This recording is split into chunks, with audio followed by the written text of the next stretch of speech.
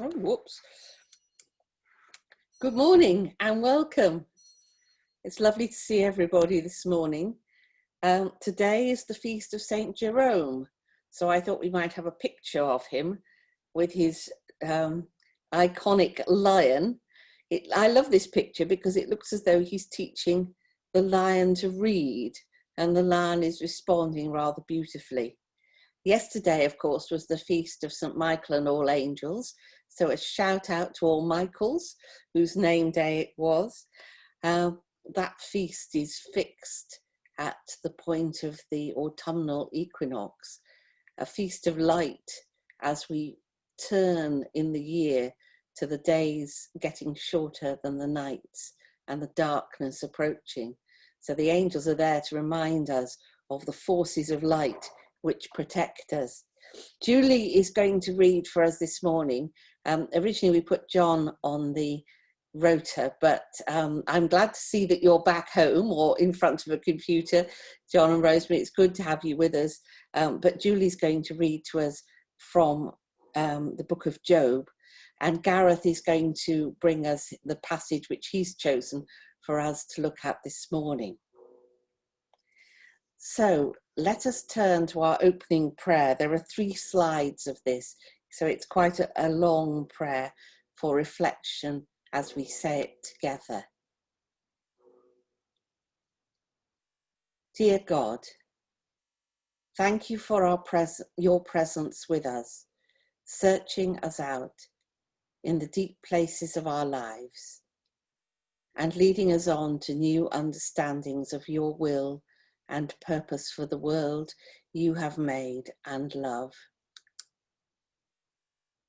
Thank you for your resurrection hope and Pentecostal power, which enable us to make new beginnings and find the strength and courage to go on our pilgrim way, so that despair gives way to hope, hatred to love, and violence to peace in our lives, our communities, and our world. Thank you for Jesus, risen, ascended, glorified, to be embodied in us, in whose name and for whose sake we come to you this morning. Amen. And now, Julie, if you'd like to unmute and bring us our reading. The reading this morning is from Job chapter 9, verses 1 to 12 and 14 to 16. Then Job answered, "Indeed, I know that this is so, but how can a mortal be just before God? If one wished to contend with him, one could not answer him once in 1,000. He is wise in heart and mighty in strength. Who has resisted him and succeeded? He who removes mountains and they do not know it, when he overturns them in his anger, who shakes the earth out of its place and its pillars tremble, who commands the sun and it does not rise, who seals up the stars, who alone stretched out the heavens and trampled the waves of the sea, who made the bear and Orion, the Pleiades and chambers of the south, who does great things beyond understanding and marvelous things without number. Look, he passes by me, and I do not see him. He moves on, but I do not perceive him. He snatches away, who can stop him? Who will say to him, what are you doing? How then can I answer him, choosing my words with him? Though I am innocent, I cannot answer him. I must appeal for mercy to my accuser. If I summoned him and he answered me, I do not believe that he would listen to my voice."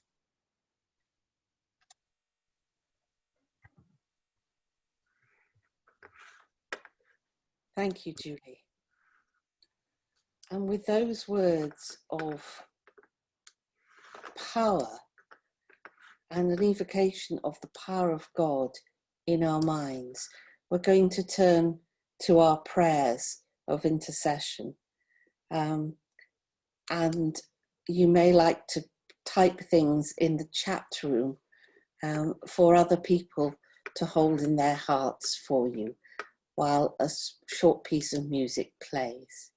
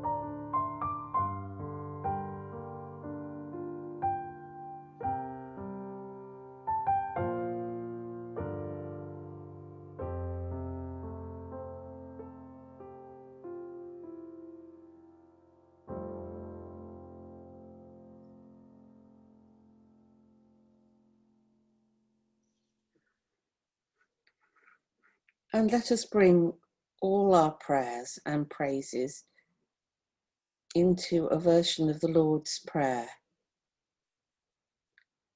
As we say together, O breathing life, your name shines everywhere.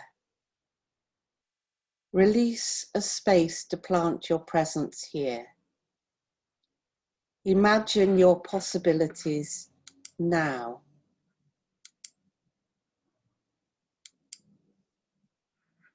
Embody your desire in every light and form.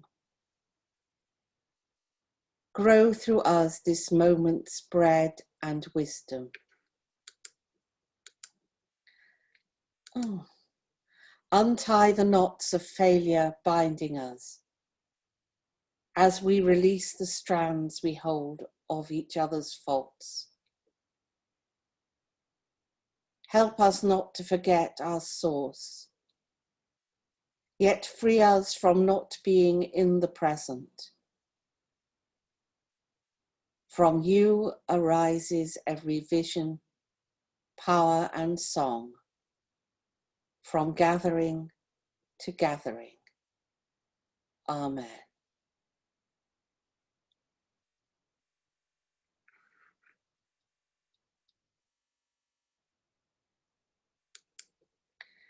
And this is our study piece for this morning.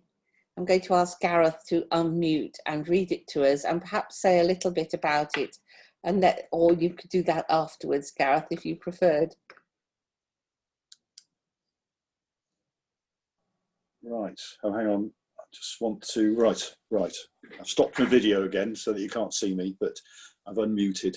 I'll say yes. Thanks, Imogen. I think I will say a brief word now. William Blake, 1757 to 1827. He was a poet and artist. He was a printmaker. He was a political radical. He believed firmly in the primacy of the imagination. Imagination to him was more important than things like reason and all sorts of other aspects of our humanity. He was incredibly original. There's no one else really quite like him, and it's quite difficult to see where he found his sources of inspiration.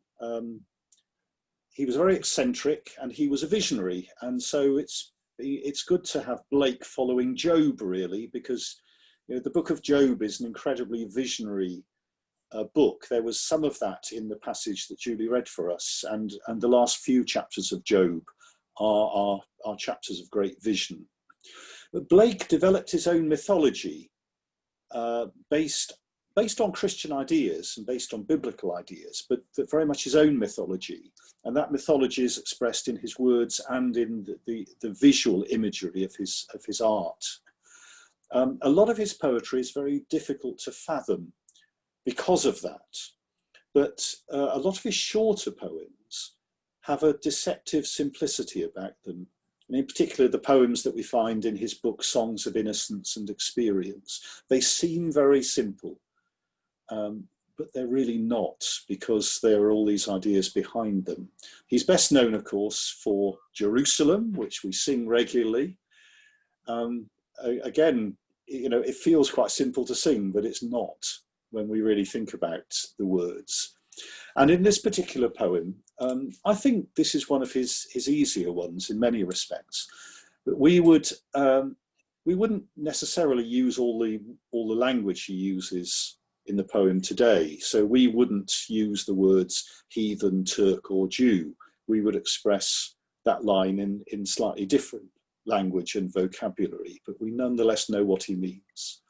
So this is his poem, The Divine Image. To mercy, pity, peace, and love, all pray in their distress. And to these virtues of delight, return their thankfulness. For mercy, pity, peace, and love is God, our Father dear. And mercy, pity, peace, and love is man, his child and care. For mercy has a human heart, pity a human face, and love the human form divine, and peace the human dress. Then every man of every clime that prays in his distress, praise to the human form divine, love, mercy, pity, peace. And all must love the human form in heathen, Turk, or Jew, where mercy, love, and pity dwell, there God is dwelling too.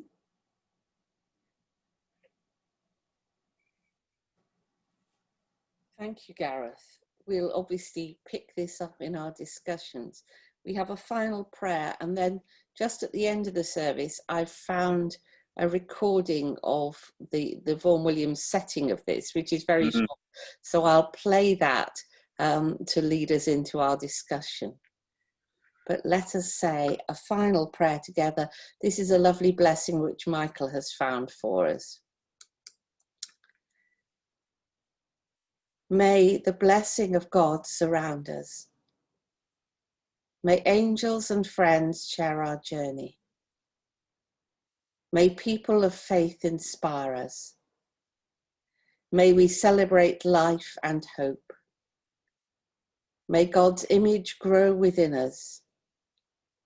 May laughter and courage heal us. May the gospel of life sustain us all the days of our journey home. Amen.